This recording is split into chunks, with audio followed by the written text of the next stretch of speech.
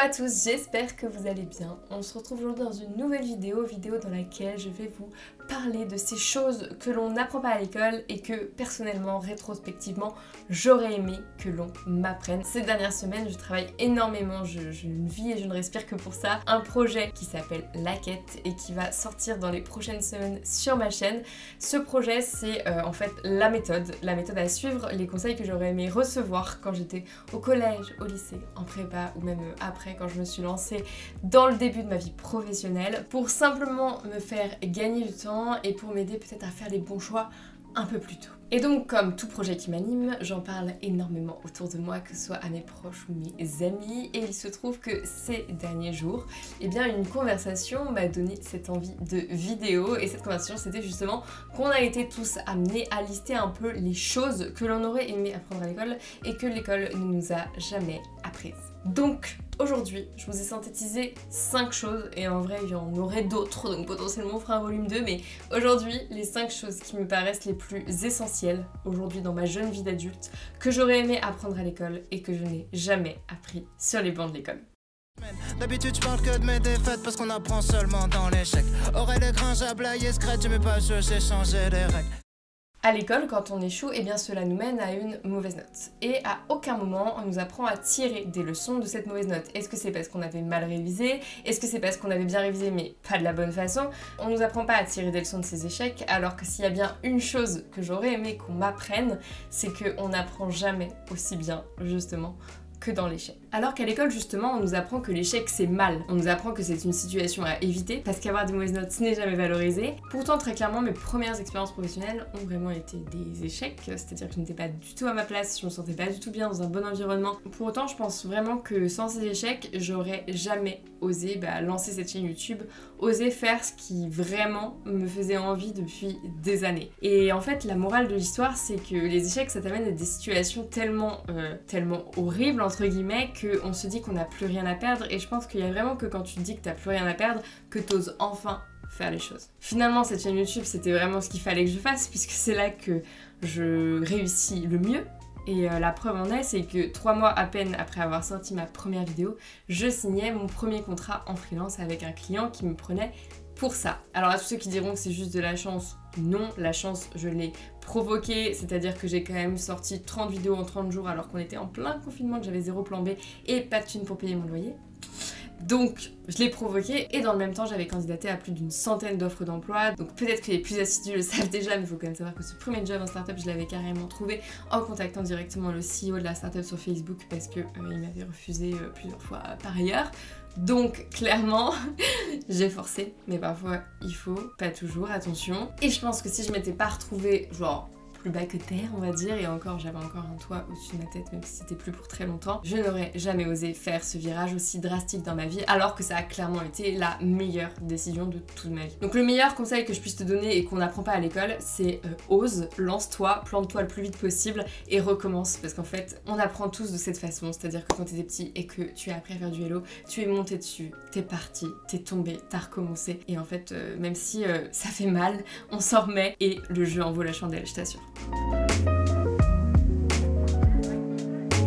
Deuxième chose qu'on n'apprend pas du tout à l'école, et ça je trouve que c'est une abomination, c'est que manger c'est la base. Alors pourquoi je dis ça? Tout simplement parce qu'en fait ça fait partie de ces activités qui nous ramènent à notre nature humaine profonde, qui sont dormir, manger, respirer, qui sont nécessaires pour le fonctionnement de ton corps, et que si tu le fais pas de la bonne façon, et aujourd'hui la société ne t'aide pas à aller dans ce sens, et bien c'est compliqué pour toi. Et on nous apprend finalement tellement peu la nutrition qu'on a vu apparaître ces dernières années, surtout les emballages des produits de supermarché, ce qu'on appelle le Nutri-Score. Et je trouve ça fou parce qu'en plus même ce Nutri-Score ne nous induit pas forcément vers la vérité entre guillemets. Quand tu vois par exemple qu'une canette de Coca Zéro est Nutri-Score B alors qu'une bouteille d'huile d'olive qui contient des nutriments nécessaires pour le fonctionnement de ton corps est notée Nutri-Score D, en fait ça n'a aucun sens. Mais en fait en gros ce Nutri-Score D il est apparu juste parce que ils ont mesuré comme si t'allais te bouffer la bouteille entière au petit-déj. Ça ne marche pas comme ça, une bouteille d'olive ça dure un bail. Par contre à côté de ça je connais plein de gens qui qui prennent du soda au petit-déj et qui ne se rendent pas compte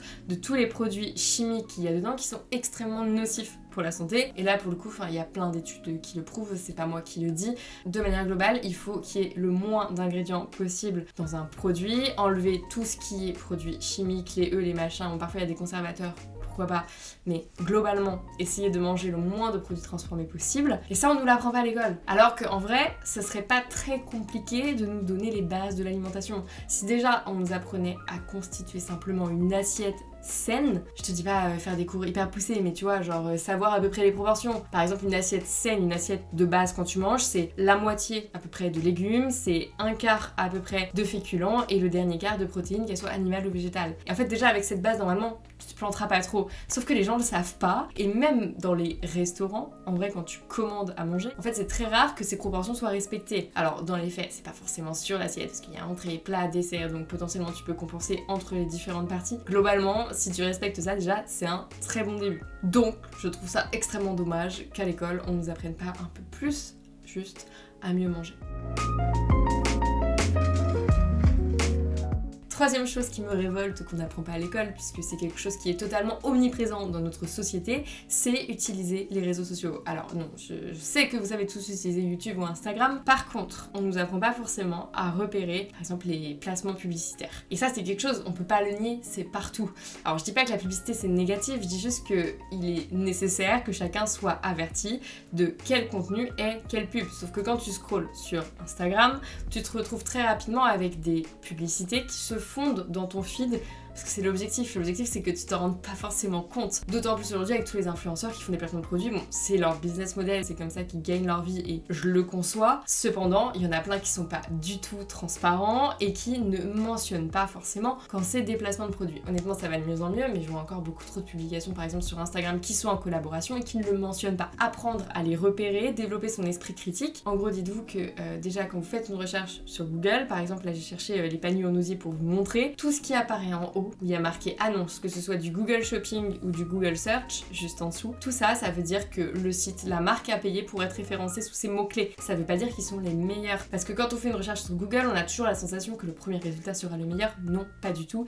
Et juste en dessous d'ailleurs, ce ne sera pas forcément non plus le meilleur, puisque en fait, comme il y a des stratégies pour réaliser des annonces, il y a également des stratégies pour remonter dans les résultats. L'idée est juste de mettre le maximum de mots-clés quand vous savez ce que vous recherchez. Et surtout d'aller regarder les avis. Aujourd'hui, il y a de plus en plus d'avis. Franchement, ça, moi, je trouve que c'est déjà l'astuce de base. Mais bon, si vous voulez que je fasse une vidéo justement pour éviter de tomber dans les pièges, j'avais fait déjà toute la vidéo concernant plus particulièrement les arnaques liées à toutes ces écoles payantes qui font énormément de publicité. Je vous la mettrai tout de suite dans le petit i, mais c'est évidemment bien plus global à tous les placements de produits qu'on peut trouver sur plein de sujets. Donc globalement, j'aimerais juste qu'on nous apprenne à l'école à utiliser à bon escient les réseaux sociaux, à savoir repérer les placements de produits, les publicités, et ça éviterait par exemple que certains tombent dans des arnaques, puisque l'année dernière on a vu par exemple la fausse prépa privée qui s'appelait Hippocrate, peut-être que c'est par hasard, non pas du tout, qui avait quand même causé à certains jeunes quasiment 11 000 € de dépenses pour en fait une prépa qui n'existait pas.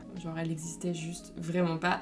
Ils avaient juste une excellente équipe de marketing et de vente. Donc c'était une belle arnaque, on les a jamais retrouvés puisque l'entreprise n'était pas domiciliée en France. Ça c'est aussi une petite astuce. Quand vous achetez un produit tel qu'il soit, allez voir où est domiciliée l'entreprise. Donc forcément si vous achetez un produit à une entreprise qui n'est pas domiciliée en France, vous ne bénéficiez pas des mêmes garanties. Quatrième chose qu'on nous apprend pas à l'école, pas du tout, alors qu'on nous apprend à aller chez le médecin, c'est simplement à aller voir un psychologue. Je sais que aujourd'hui, honnêtement, avec les réseaux sociaux, il y a de plus en plus de personnes qui prennent la parole sur le sujet et que donc ça devient de plus en plus normalisé, mais je trouve toujours pas assez, vraiment pas. On a la sensation que ça devient normal quand on va mal. Oui, mais pas que. Pour moi, tout comme tu fais un check-up régulier chez ton dentiste, il vaut mieux faire des check-up réguliers chez le psy juste pour prévenir de certaines choses. On n'a pas à attendre d'être en dépression. Et en plus, un psychologue ou une psychologue, ça va pouvoir t'aider sur plein d'autres choses que la dépression. T'es pas obligé de faire une dépression parce que c'est un peu le cliché, tu vas voir le psy parce que t'es en dépression. Non, pas du tout, tu peux aller voir un psy juste parce que tu as des besoins bien spécifiques. C'est mon cas par exemple cette année, je suis ce qu'on appelle une thérapie cognitive comportementale parce que bah voilà, j'avais des besoins bien spécifiques, en l'occurrence sur l'affirmation de soi et l'estime de soi, et donc je suis allée la voir, je lui ai raconté mes problèmes, une situation dans lesquelles justement ça m'avait porté préjudice, les choses que je voulais changer chez moi, et donc elle m'a donné des méthodes à appliquer, on s'est entraînés ensemble et ça m'a énormément aidé. Et si vous avez la sensation que ça va si bien, c'est parce que aussi j'essaye de prendre soin de ma santé mentale, un minimum. Et j'ai envie de dire même ces derniers temps, beaucoup, j'en suis très contente, ça va beaucoup mieux. Donc là-dessus, Claire a 2022 plus 6 mois, on est très content, bravo, elle a même pris des vacances. Il faut fêter ça. D'ailleurs, pour tous ceux qui ont le cliché que suivre une thérapie coûte très cher, alors c'est vrai que c'est un budget, cependant, aujourd'hui, il y a des possibilités de prise en charge. Et c'est seulement depuis le 17 février 2022, oui, j'ai bien retenu ma leçon, date très importante de reconnaissance du bien-être mental en France. Donc aujourd'hui, tu as la possibilité d'aller voir ton médecin généraliste et de lui demander de bénéficier du dispositif Mon Psy, qui te donne le droit à maximum 8 séances dans l'année en cours chez un psychologue. Donc la première séance sera remboursée à hauteur de 40 € et les suivantes à hauteur de 30 € par Amélie, donc l'assurance maladie, et il est possible que ta mutuelle prenne en charge le reste. Donc c'est à toi de te renseigner là-dessus puisque les mutuelles c'est vraiment au cas par cas. Mais sache qu'aujourd'hui il y a des possibilités de remboursement, c'est plus comme avant où en fait c'était forcément à ta charge, donc ça peut valoir le coup de faire un check-up régulier quand même, d'autant plus que je suis persuadée qu'on va aller dans une société où la santé mentale sera bien sûr de plus en plus reconnue comme nécessaire, même en entreprise, pour être un salarié productif en fait. Parce que si ça va pas toi-même à l'intérieur, en fait, tu ne pourras pas être productif, tu ne pourras pas aider tes collègues. En fait, avant d'aider les autres, aide-toi toi-même, donc prends soin de toi. Et enfin, dernière chose qu'on nous apprend pas à l'école, et ça j'ai appelé ça un peu le manuel de la vie. En fait pour moi, à nos 18 ans, on devrait vraiment tous nous fournir genre le kit complet de tout ce qu'il faut savoir pour débuter dans la vie. Et par ça j'entends comment on déclare ses impôts, comment on fait son premier dossier de location pour un appartement, quelles sont les aides auxquelles j'ai droit et dont je ne suis pas au courant. Parce qu'il faut savoir qu'il y a quand même 40% des jeunes étudiants qui sont dans des situations de précarité juste parce qu'ils ne bénéficient pas des aides auxquelles ils auraient droit. Donc c'est quand même très grave. Et puis bon, plus globalement, j'ai envie de te dire tout ce qui est administratif, juridique. Là j'ai listé que ce qui concerne les jeunes, les étudiants, etc. T'imagines même pas si un jour comme moi, tu deviens entrepreneur et que tu montes des sociétés. Genre moi j'ai une auto-entreprise et une SASU. Auto-entreprise encore je gère. La SASU, j'ai demandé à quelqu'un de l'aide parce que je ne maîtrisais rien. Alors qu'au final quand elle m'explique, je comprends, je suis pas débile, j'intègre les informations, je sais gérer les choses, mais en fait personne nous apprend, l'information n'est pas accessible, c'est très compliqué. Et alors vous allez me dire oui, il y a tous les sites du gouvernement sur lesquels il y a toutes les informations. Oui certes elles sont là, mais il faut quand même aller les chercher et les décrypter, parce que évidemment c'est des textes de loi, tout le monde n'a pas été formé pour lire la loi, et je trouve que c'est pas du tout évident. Et moi je connais des amis à moi qui sont entrepreneurs qui ont carrément dû faire appel à des conseillers juridiques et auxquels c'est remonté genre super haut dans la hiérarchie, genre à des juges et tout, juste pour des problèmes de TVA entre pays. Enfin, ça part super loin, même eux savent pas trop ce qu'ils font. C'est juste un truc de ouf. Donc, si jamais ça vous intéresse, n'hésitez pas à me le dire, mais je vous ferai une petite vidéo sur toutes les aides dont vous pouvez bénéficier en tant qu'étudiant, parce que il y en a plein. Et donc, je pourrais juste vous faire un topo de toutes celles qu'il faut absolument connaître, parce que vous y avez certainement droit et que vous ne le savez pas. Donc pour conclure cette vidéo, si je résume un petit peu, si demain je crée l'école de demain, bon on n'y est pas encore mais ça ne serait tardé, je rajouterai donc d'abord des cours d'apprentissage de l'échec. Il n'y a rien de plus instructif qu'un échec. Et les échecs sont pas forcément d'ailleurs douloureux. Et je vous en avais déjà parlé dans une autre vidéo, mais j'avais regardé un TikTok d'une sportive de haut niveau qui avait fait les Jeux Olympiques, qui disait que le meilleur conseil que son coach lui avait donné, c'était que en gros, si tu veux aller dans la bonne direction et donc continuer à progresser, il faut qu'à peu près un tiers du temps, tu te sentes vraiment comme une merde, c'est horrible de dire ça, mais que tu sois en fait dans de la difficulté. Et c'est normal et c'est ok. Un tiers du temps tu te sens normal et que un tiers du temps tu trouves ça trop facile. Si tu trouves ça trop facile en fait tout le temps, c'est que clairement t'es pas en train de progresser. Si tu trouves ça trop dur tout le temps, en fait de la même façon c'est que tu te donnes beaucoup trop et que t'es en train de te griller. La vie c'est juste une question d'équilibre, c'est juste une question de mesure entre ces différents moments et on peut pas être toujours genre linéaire et c'est pas grave et c'est ok, il faut l'accepter. Faut juste savoir repérer les moments où il faut se donner un peu moins parce que peut-être on a un peu trop tiré, ou les moments où justement c'est le moment de cravacher et de se donner un peu plus. Et ça, clairement, l'école ne nous l'apprend pas. So my Olympic coach told me after a particularly challenging workout where I could not hit my splits before going to the Rio Olympics that was okay.